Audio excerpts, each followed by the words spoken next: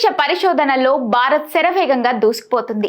రాబోయే కాలంలో కీలక ప్రాజెక్టులతో అంతరిక్ష పరిశోధన, బయోటెక్నాలజీ, సముద్ర వనరుల అభివృద్ధిలో భారతదేశం సంచలనాత్మక విజయాలు నమోదు చేయడానికి సిద్ధమవుతుంది. 2035 నాటికి భారత్ సొంతంగా అంతరిక్ష స్టేషన్ను ఏర్పాటు చేసుకోవడంతో పాటు 2040 నాటికి చంద్రునిపై భారతీయ వ్యోమగామిని దింపాలనే ప్రణాళికలు చేస్తుంది. అంతర్జాతీయ అంతరిక్ష కేంద్రాన్ని 1998లో ఏర్పాటు చేశారు. అందులో అమెరికా, రష్యా, జపాన్, కెనడా భాగస్వాములుగా ఉన్నాయి. చైనా ఇప్పటికే సొంతంగా అంతరిక్ష కేంద్రంగా ఏర్పాటు చేసుకుంది.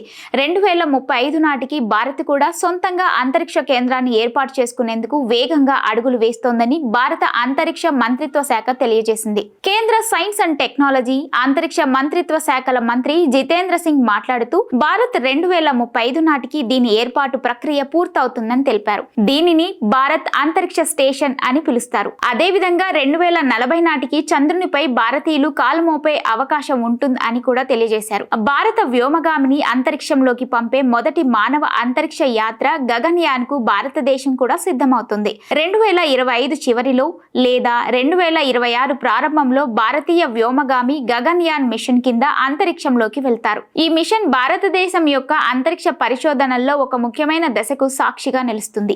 అంతరిక్ష పరిశోధన ప్రయత్నాలతో పాటు సముద్రపు లోతులను అన్వేషించడంపై కూడా భారత్ దృష్టి పెట్టినట్లు కేంద్ర మంత్రి తెలిపారు. భారత్ చేపడుతున్న తొలి మానవ సహిత డీప్ ఓషన్ మిషన్ సముద్రయాన్లో భాగంగా మత్స్య 6000 జలాంతర్గామిని రూపొందిస్తున్నట్లు, ఈ జలాంతర్గామిలో ముగ్గురు కూర్చొని సముద్రంలో 6000 కిలోమీటర్ల లోతుకు చేరుకోవచ్చునని, తద్వారా సముద్ర వనరులు, జీవ వైవిధ్యాన్ని అధ్యయనం చేయొచ్చునని తెలిపారు. ఇది ప్రారంభమైతే భారతదేశ మొట్టమొదటి మానవ సహిత సముద్ర అన్వేషణ మిషన్ గా గుర్తింపు దక్కనుంది.